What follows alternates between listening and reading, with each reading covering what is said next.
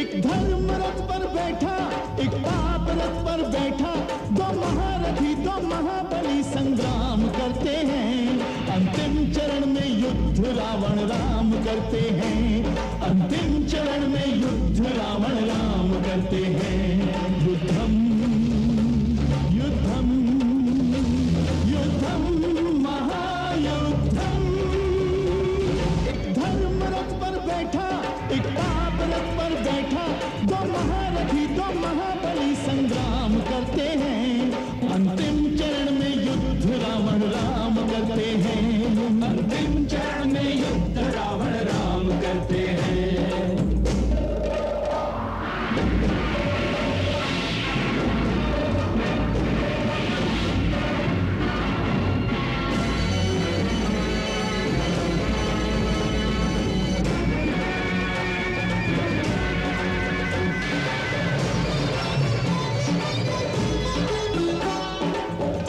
कोई न कोई निर्णय हो जाएगा, निश्चित ही पापी करनी का फल पाएगा।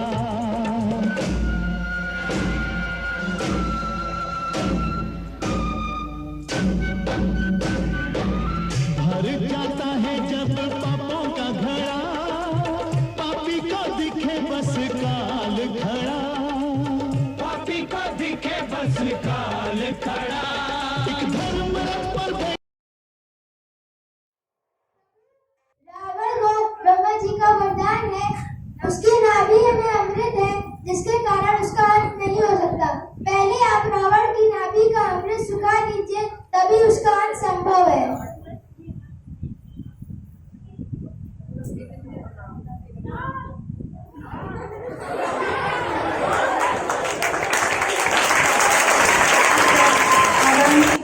श्री डीपी शुक्ला सर को आमंत्रित करना चाहूंगी अपने मध्य आए और बच्चों का मनोबल बढ़ाने हेतु अपने कुछ अनमोल वचन हम सबके साथ बांटे।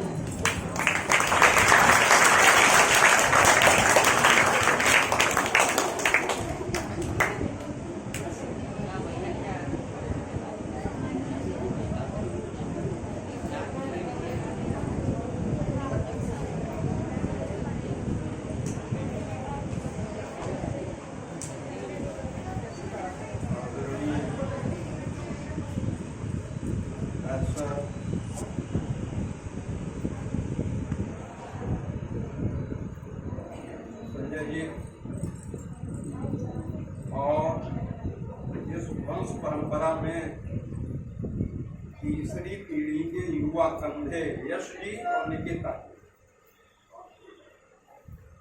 हमारे सहकर्मी, शिक्षणेतर कर्मी, प्यारे विद्यार्थी, आज इस पुनीत और शुभ अवसर पर मैं कुछ तात्विक बिंदुओं का स्पर्श करूं। इससे पहले मैं धन्यवाद प्रकाशित करना चाहता हूं निकिता जी का, जिनकी सत्प्रेरणा से ये आयोजन संपन्न हो रहा है। तो इसलिए हम चाहते हैं कि सर्वप्रथम उनका अभिवादन तालियों से होना चाहिए।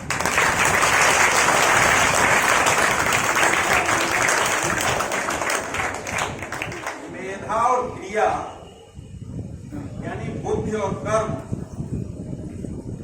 जब दोनों का संयोग बनता है तो उसका परिणामी धर्म बड़ा मंगलित होता है। और इसलिए अच्छी बात है कि आप यहाँ अध्ययन कर रहे हैं।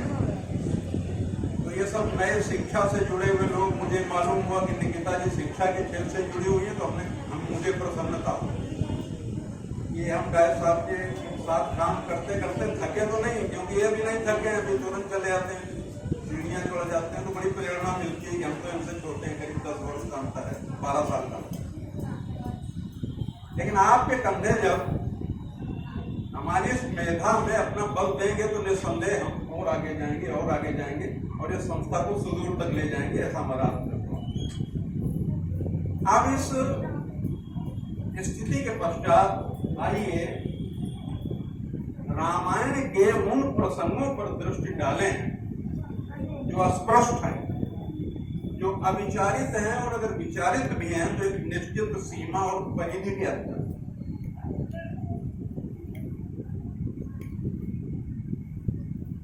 इसका अर्थ यानी शुरुआत, रामचरितमानस रच राखा, सुसमय पाई उमासन भागा। मैं बात वहां से शुरू करता हूं जहां इसका अर्थ है। कुरान में कहा जाता है, शुरू करता हूं अल्लाह के नाम से जो बड़ा ही रहमो करम वाला। ये इब्तिदा है, शुरुआत है। शिव के अंदर प्रतिष्ठित राम का तत्व, और मेरा यह अनुरोध है कि यहां पर बिल्कुल विशुद्ध उस वृत्ति से विचार करिए जो एक शिक्षक की वृत्ति हो।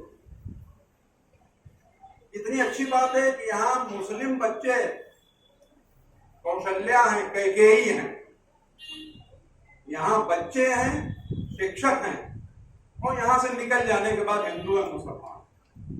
हमारे यहाँ कोई ना हिंदू है ना मुसलमान।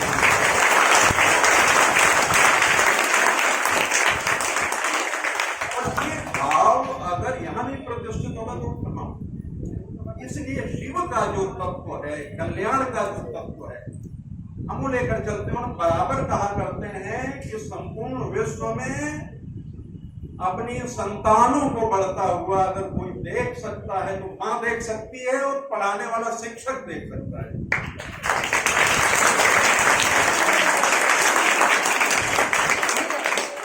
दूसरे जलते हैं कि ऊंचा उठ गया।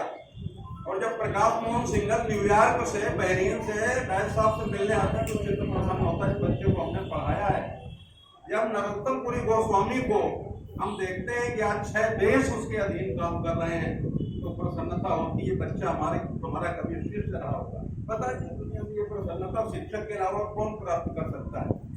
इसलिए मैं कहा करता हूं कि आज की तिथि तक अगर कहीं पवित्रता की प्रतिष्ठा है तो केवल 2 जगह है, पहला माता का हृदय और दूसरा शिक्षक का पवित्र भाव, तीसरी कोई जगह में नहीं है।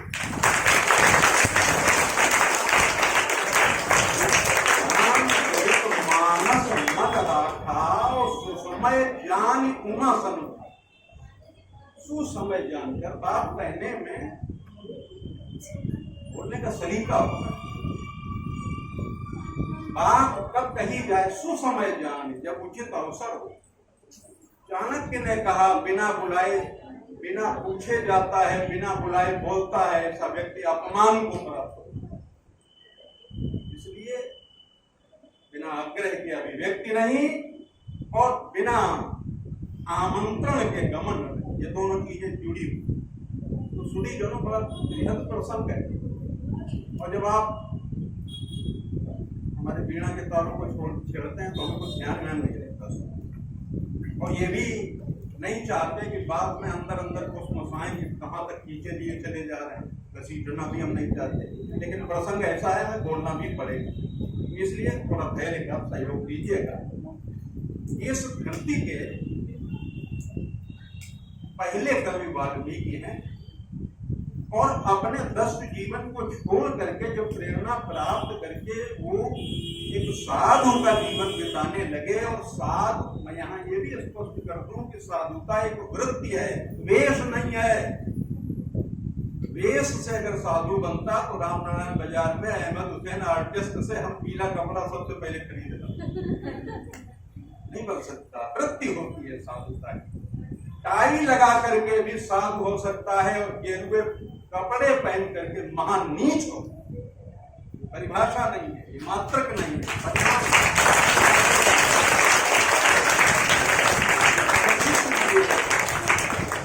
वाल्मीकि ने संकल्प लिया कि आज से दस्युता, आज से ये दुष्टता हमसे दूर, साधुता का जीवन। तो तमसा नदी, जैसे टोंस के नाम से जाना जाता है, जो वर्तमान भौगोलिक परिवेश में बिहार के अंदर आश्रम था, वहां जा रहे थे। रास्ते में क्रौंच पक्षी, पारस समझ लो जिसको सामान्य भाषा में बड़ी तो बगले जैसा, और मैं आपको बता दूं, मैं कोट भी करता हूं, कहता भी हूं कि अगर दाम्पत्य जीवन का कोई नमूना देखना है, उदाहरण और लगाव देखना है, तो सारस पक्षी के अलावा इस त्रिलोक में जितना जाना हुआ है कहीं नहीं मिलता। कैसे? सारस पक्षी के जोड़े में से एक अगर बीमारी से किसी कारण से मृत्यु को प्राप्त हो जाता है तो दूसरा अन्न जल छोड़ के मर जाता है। ये रिकॉर्डेड है। देखिए ये, यानी मनुष्य को सीखना पड़ेगा, जो रात दिन चोंच लड़ते रहते हैं, सीखना पड़ेगा सारस पक्षी के दाम्पत्य जीवन को हम कैसे जिए। ऋषि वाल्मीकि अपनी साधुता के साथ जा रहे थे तमसा नदी में स्नान करने के लिए। सवेरे का समय था और आज की विषम परिस्थिति में जो मनुष्य को एक पक्षी जितना भी उल्लास प्राप्त नहीं है, दुर्भाग्य की बात। हम कैसे कहते हैं कि हम we are the best of the creation, not at all, क्योंकि हमने बदला है, स्वयं अपनी दुर्दशा और दुर्गति की है उस पक्षी में से। बाप ने कहो बच्चे, बाप न करिए प्लीज, उन पक्षियों में से एक को शिकारी ने बाण मार दिया, घायल, तीर लगा हुआ, खून बह रहा है, और उसको देख करके वाल्मीकि का हृदय पिघला और अनायास अंदर से एक श्लोक निकला। और इसी को परसी ऋषि शैली, जिनको सामान्य भाषा में हम टीवी शैली कहते हैं, renowned poet of English literature, he says poetry is spontaneous overflow of power. This is spontaneous overflow. अनायास निकला, मां निषाद प्रतिष्ठाम त्वमगमा शाश्वती समा यत् प्रौंच विश्वनाथ मेघ मगधी का मुक्तम। ऐ पहली, ये पहली रचना है किसी ह्यूमन की, किसी मानव की धरती पर पहली रचना। ऐ पहलिए, तुम युगों युगों तक प्रतिष्ठा को, सम्मान को नहीं प्राप्त कर सकोगे, क्योंकि तुमने इस क्रौंच पक्षी के जोड़े में से एक को घायल कर दिया। ये पहला सृजन है। यहां से करुणा उत्पन्न होती है, जिसको जीसस क्राइस्ट जीवन भर जब तक जीवित रहे और जब उस सलीब को अपने कंधे पर लेकर चढ़े तब भी वो करुणा लेकर के चढ़े, और उस समय में भी उन्होंने क्षमा याचना की कि हे ईश्वर उन्हें माफ करना, वो नहीं जानते वो क्या कर रहे हैं। यहाँ पर भी कर, ये साधुता के ऊपर है।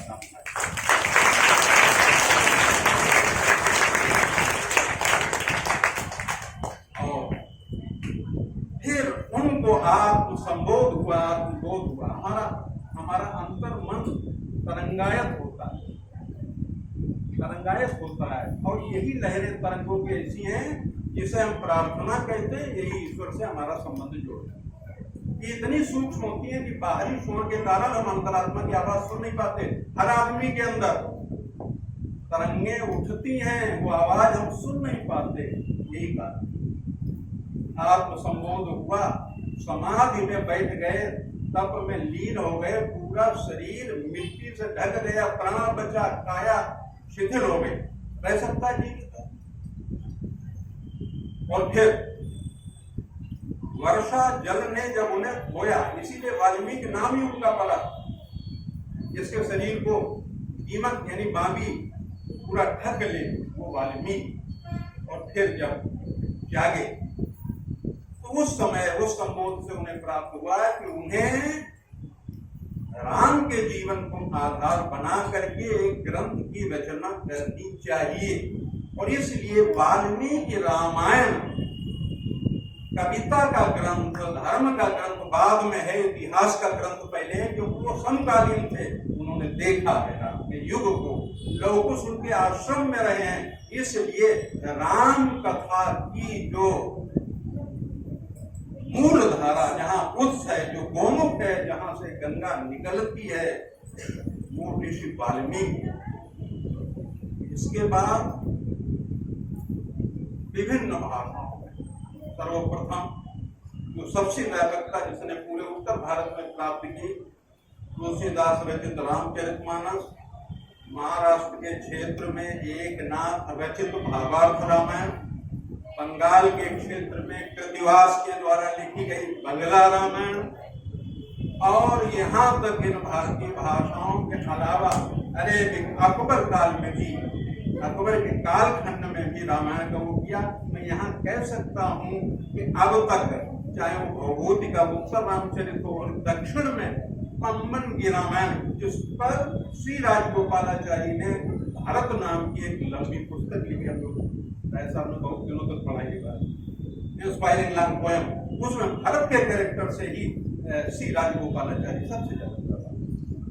यहाँ से रामायणों का प्रसार भारत से लेकर इंडोनेशिया, श्रीलंका और न जाने कितने देशों में, और अगर छोटी बड़ी गणना करें तो आज की तिथि तक 2500 रामायण है, 2500 रामायण। और देखिए मैं घटनाक्रम और आपको बताता हूँ। बेल्जियम के एक छोटे गांव में एक बच्चा अभावों से पला, और जब वो बड़ा हुआ तो उसके, अब आप कहेंगे देखिए भूमिका है और आप पहचानिए कौन व्यक्तित्व है, कौन शख्स है। And I would like to say he was the first Indologist in my language. I will say, first Indologist. Belgium के छोटे से गांव में बच्चे के कान में रामचरितमानस की चौपाई गई, क्या गई कि पुत्रवती युवती जग सोई रघुपति जासु सुत हो। संसार में उस माँ का जीवन धन्य है जो जिसने अपने अंदर भक्ति की प्रतिष्ठा की। बड़ा प्रेरित हुआ ये सत्य चौपाई से, और झारखंड के रांची में इतना किसने अपना आश्रय बनाया, आश्रम बनाया कह लीजिए मैंने शब्दों में। और इस महापुरुष का नाम है फादर डॉक्टर कामिल बुल्की। मैं ये बात दृढ़ता से कह सकता हूं कि आज तक जितने अनुसंधान राम कथा में हुए हैं, ऐसी एक भी थीसिस हमने नहीं देखी जिसने फादर कामिल बुल्के का जिक्र न किया हो। That's why I call him first इंडोलाइज। और सब व्यक्तित्व सुधीजनों, रामायण की इतनी व्याप्ति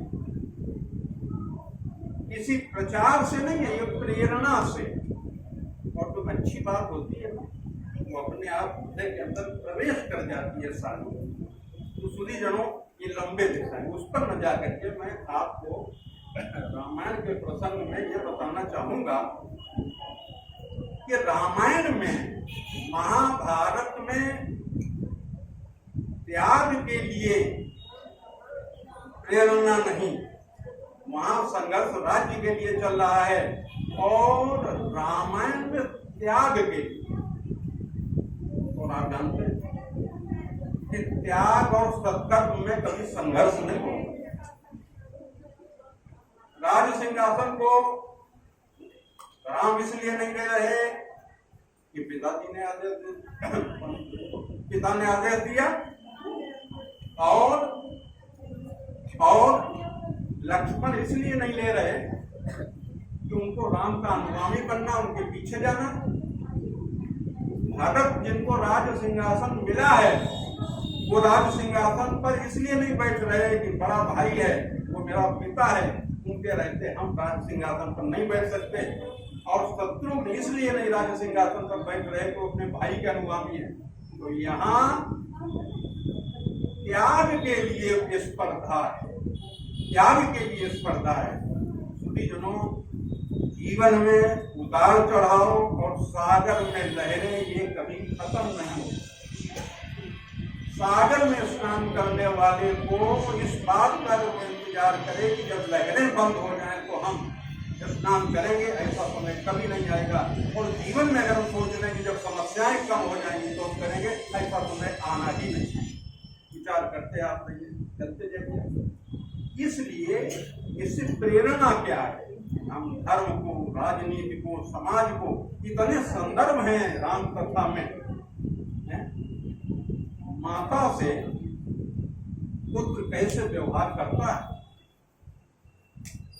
कैकेयी को भरत ने उस दिन से मां नहीं कहा जिस क्षण से सुन लिया कि मैंने राम को निष्कासित किया। मां नहीं कहा, राम ने कहा कि भरत मां होती है वो चाहे जैसी, और तुम्हें अपने बड़ों पर कोई दोष लगाने का अधिकार, मर्यादा है, ये प्रतिष्ठा। दूसरी बात, समता और विषमता की दूरी पर हम बात करें तो एक तरफ राज सिंहासन की तैयारी हो रही है और दूसरे तरफ आदेश होता बन जाइए। तुलसीदास जी लिखते हैं, जिनके मुख पर राज सिंहासन की बात सुनकर प्रसन्नता नहीं आई और वनगमन का प्रसंग सुनकर जिनका चित्त उदास नहीं हुआ, मैं ऐसे चेहरे को प्रणाम करता हूँ। जीवन में ये सामर्थ्य जब हमारे अंदर पैदा होती है तो हमें रामायण की कुछ शिक्षा मिलती है। रावण के मरने से पहले राम ने लक्ष्मण को भेजा था। लक्ष्मण भ्राता जाओ, ये लंका नरेश है, त्रिलोक में इससे बड़ा राजनीति की कोई दूसरा नहीं, जाकर उससे राजनीति की शिक्षा लो और सिर की तरफ न जाना, चरणों की तरफ बैठ करके देखिए। शत्रुता एक तरफ चल रही है, मर्यादा एक तरफ चल रही है। सुधीजनों, शत्रुता में जो लोग मर्यादा भूल जाते हैं वो शत्रुता का भी निर्वाह नहीं करते। इसलिए एक शायर की बात मुझे बहुत अच्छी लगती है कि आंख में खंजर हो, आंख में पानी चाहिए और दुश्मन भी मुझको खानदानी चाहिए।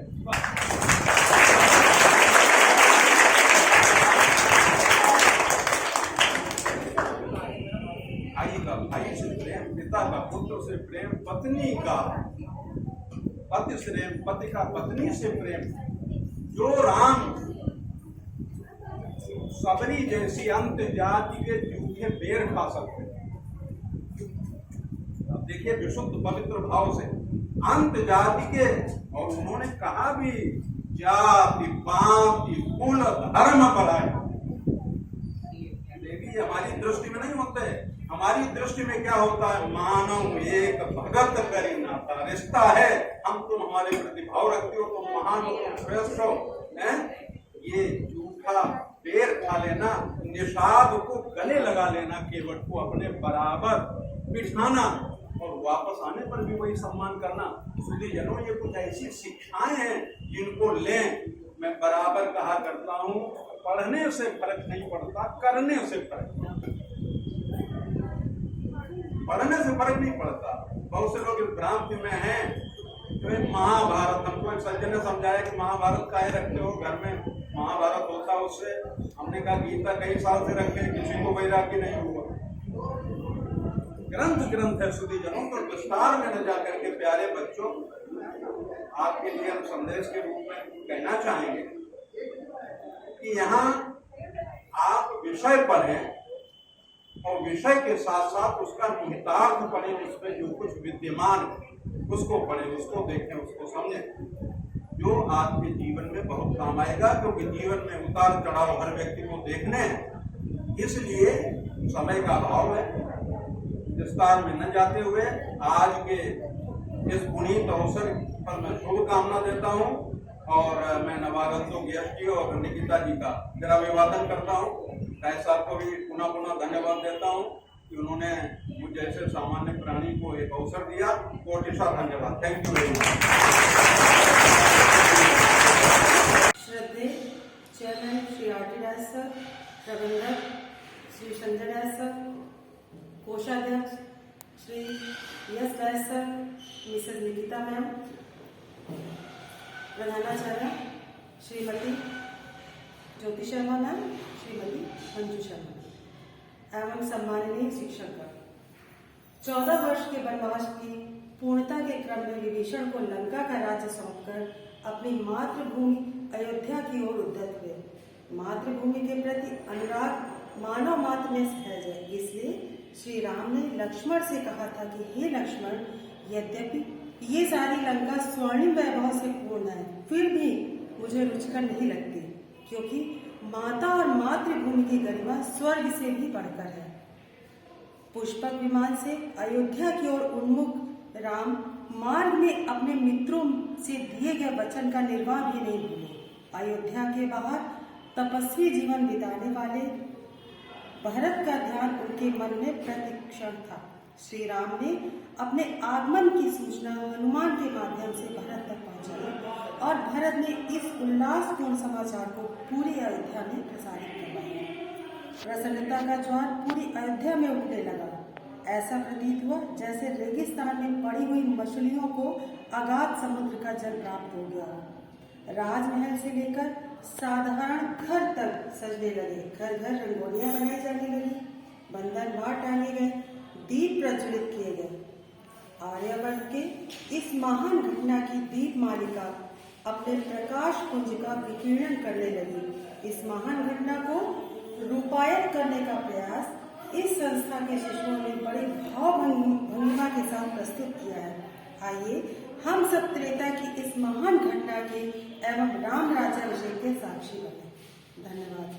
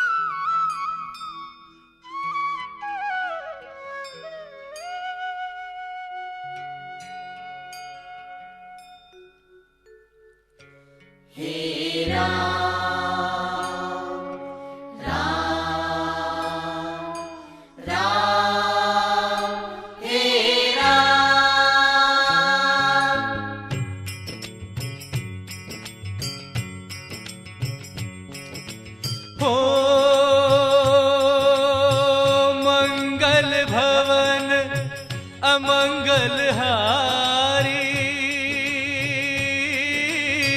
द्रवो सुदशरथ अजर बिहारी। राम सिया राम जय जय राम। राम सिया राम जय जय राम। हो दीन दयाल विरद संभारी हरऊ नाथ मम संकट भारी। राम सिया राम जय जय राम। राम सिया राम जय जय राम।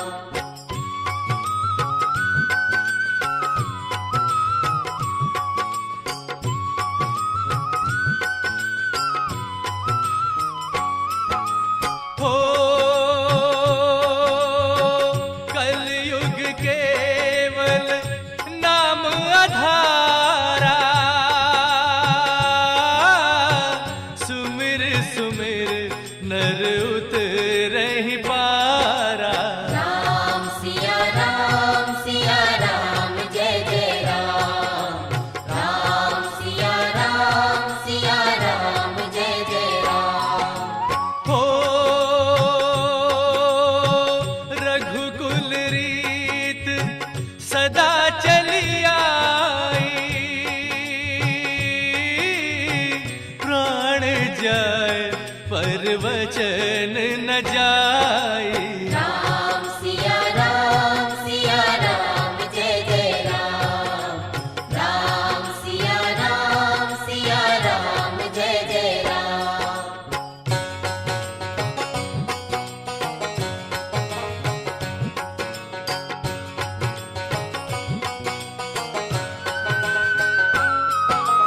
हो जाकी रही भावना जैसी प्रभु मूरत देखी तिन तैसी। राम सिया राम जय जय राम। राम सिया राम जय जय राम। हो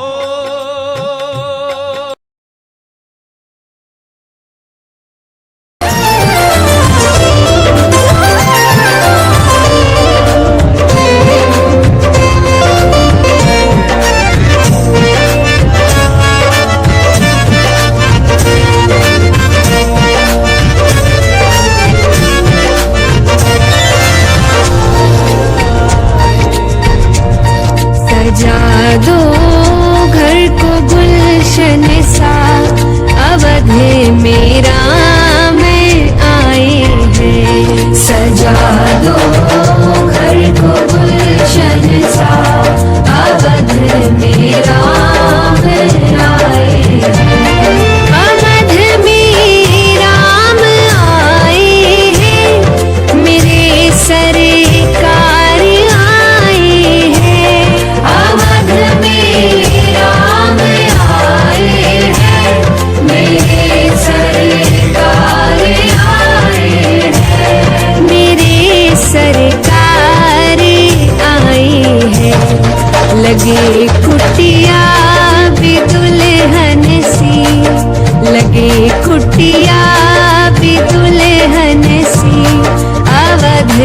मेरा में आए हैं। सजा दो घर को गुलशन सा, अवध मेरा में आए हैं।